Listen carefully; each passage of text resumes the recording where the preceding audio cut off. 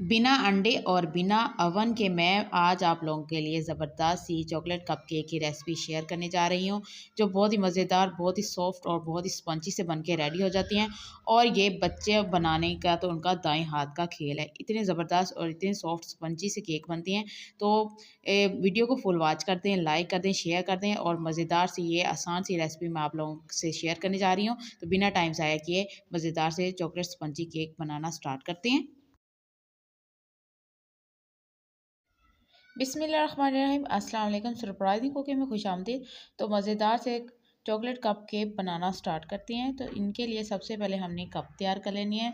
तो यह मैंने चाय वाले जो आम रूटीन में कप इस्तेमाल करते हैं वही कपों में मैं ये बनाना सिखाऊंगी।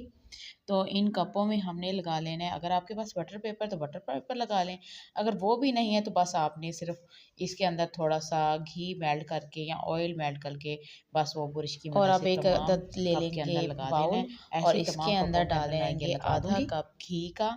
ये मेल्ट किया हुआ घी है, आपने ऑयल इस्तेमाल नहीं करना, घी इस्तेमाल करना है।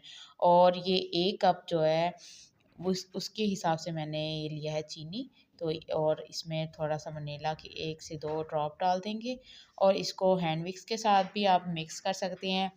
और अगर आपने पिसी हुई चीनी इस्तेमाल करनी है तो हैंड विक्स के साथ जल्दी मिक्स हो जाएगी।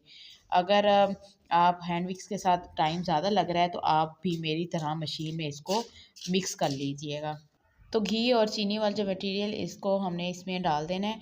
और अगर आपने पिसी हुई चीनी लेनी है तो आप हैंड विक्स के साथ मिक्स करेंगे तो ये 1 मिनट का काम है। और मशीन में अगर साबुत चीनी के साथ आप करेंगे तो इसमें जल्दी मिक्स हो जाएगी।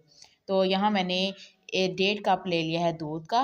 ये नीम गर्म दूध था और उसको मैंने ब्लेंड कर लिया है। अब यहाँ मैंने ले लिया है 1.5 कप ही मैदा लिया है। और मैदे को हमने अच्छे से छान लेना है ताकि थोड़ा सा इसमें एयर सा आ जाए, ताकि हमारा स्पंजी सा केक बन जाए। तो ये देखिए मैंने आधा कप और ले लिया मैदा। और यहाँ मैंने कोको पाउडर लिया है, 3 से 4 चम्मच इसमें हम कोको पाउडर के डाल देंगे। और 1 चम्मच इसमें डाल देंगे बेकिंग पाउडर। बेकिंग पाउडर डालना है, बेकिंग सोडा नहीं डालना, बेकिंग पाउडर डालना है 1 चम्मच। और 1 पिंच इसमें हमने डाल देना है नमक का। और अब हम इसको अच्छे से छान लेंगे। और ये जो चॉकलेट इसकी छाननी के अंदर भी रह गई, इसको भी हम फिंगर की मदद से हम इसको भी छान लेंगे। तो ये हमारा छान हो गया। अब इसको हम मिक्स कर लेंगे। और मिक्स करने के बाद जो हमने मटीरियल दूध वाला बना के रखा हुआ है, चीनी, घी और दूध का, वो हम थोड़ा थोड़ा इसमें डाल के इसको मिक्स करते जाएंगे।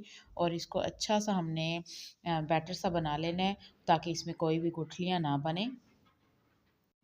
तो जो दूध हमने बना के रखा हुआ था वो तमाम दूध भी इसके अंदर चला गया है।